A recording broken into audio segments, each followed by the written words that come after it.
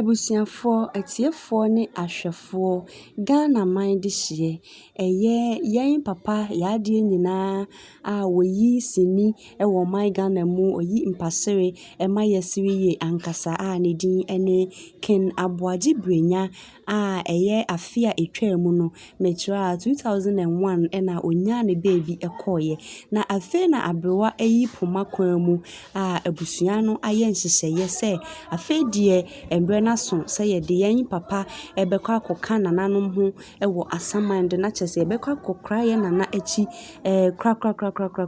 ɛno nti na abusua yɛ nhyehyɛeɛ ɛde abɛto mmɔnten sɛ ɛyɛ bosome a yɛwɔ May 26th of March na abusua no ayɛ wɔn adwene sɛ wɔbɛkɔ akɔgya yɛ papa yi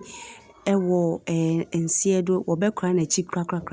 ɛno nti abusua ɛyɛ nhyehyɛeɛ ɛde aba sɛ Ghana manfoɔ a modɔ ɛyɛ ɔpanin Aboagye Brenya no momegya wɔn mo na mo ne wɔn mo ensu abusua bɛkra yɛn papa akyi ɛwɔ abura a ɛbɛn bonre antoa ɛwɔ asanteman mu ɛhɔ na abusua ɛbɛkra yɛn papa ɛno nti adɔfoɔ Ghana manma a manigye ɛyɛ Ghana sinetwa ho yie no monkɔboa abusua yi na wɔnkra wɔn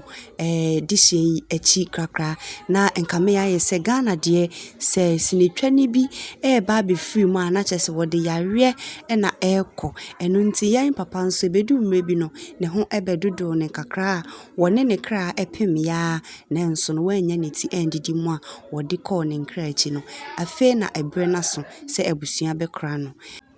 Mosomfo Abi Baby Emadek TV medamase